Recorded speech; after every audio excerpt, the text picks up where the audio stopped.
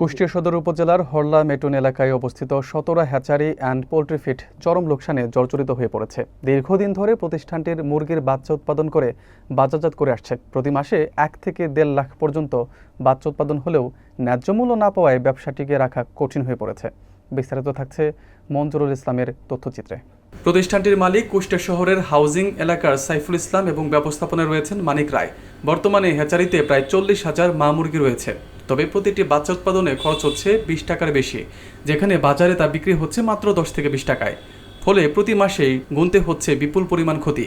এখানে নিয়মিত কাজ করছেন প্রায় ৩০ জন কর্মচারী। তবে বাজার মূল্য নিম্নমুখী হওয়ায় কর্মীদের বেতন, খাদ্য, বিদ্যুৎ, ওষুধের খরচ মেটাতে হিমশিম খাচ্ছে প্রতিষ্ঠানটি। সাইফুল ইসলাম জানান, সবকিছুর দাম বাড়লেও আমাদের উৎপাদিত পণ্যের দাম বাড়েনি। সরকারি সহায়তা ছাড়া টিকে থাকা কঠিন। প্রান্তিক খামারিদের জন্য সুনির্দিষ্ট নীতিমালা ও বাজার নিয়ন্ত্রণ না থাকলে এ খাত চরম সংকটে পড়বে বলে মনে করছেন সংশ্লিষ্টরা।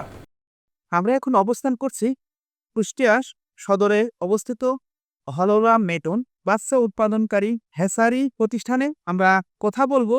এই হ্যাচারি প্রতিষ্ঠানের মালিক পক্ষের সাথে আপনাদের যে এই হ্যাচারিটা চালাচ্ছেন, এতে আপনাদের এখন অবস্থা কেমন হ্যাচারি? এখন বর্তমান হাসাই অবস্থা খারাপ। এখানে বাচ্চার এর অনেক কম এবং আমাদের যেটা খরচ আছে সেখান থেকে আমাদের বাচ্চা বিক্রি করে পোষাইতেছে না। বেতন দেওয়া তাদের শ্রমিকদের অনেক লস হইতেছে আমাদের।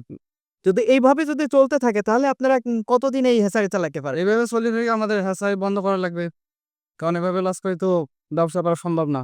যদি আমাদের দৃষ্টিতে সরকার বা কোনো সহযোগিতা পাই তাহলে আমাদের ভালো হতো। এই প্রতিষ্ঠানে কতজন কর্মচারী আছে? প্রায় ১০০ জন আছে। প্রায় ১০০ জন কর্মচারী আছে। দর্শক শ্রোতা, আপনারা দেখতে পাচ্ছেন যে এই হ্যাচারিতে প্রায় সাময়িক অনেক সময় বেশি কর্মচারী থাকে, অনেক সময় কম থাকে। তবে সর্বনিম্ন ৩০ জন থাকে। আমরা কথা বলেছি মালিক পক্ষের সাথে, তো সর্বনিম্ন ৩০ জন থাকে। আবার কখনো ১০০ জন বা ১৫০ জনও দরকার হয় কাজের প্রেক্ষাপটে। তো এইরকম একটি খামার যদি সরকার সুদৃষ্টি না দেয় তাহলে খুব অতি অচিরেই এই খামারটি বন্ধ হয়ে যাবে। তাতে মুরগির বাচ্চা উৎপাদন বন্ধ হয়ে যাবে। তখন কিন্তু বিভিন্ন খামারে যে বাচ্চা মুরগির মাংসের জন্য যে বাচ্চাগুলো ক্রয় করে তারা সেটা কিন্তু পাবে না। এ ধরনের একটি খামারের দিকে যদি সরকারের সুদৃষ্টি আসে তাহলে এই খামার টিকে যাবে এবং স্বাবলম্বী হবে এইরকম ধরনের খামারের প্রতিষ্ঠানগুলো।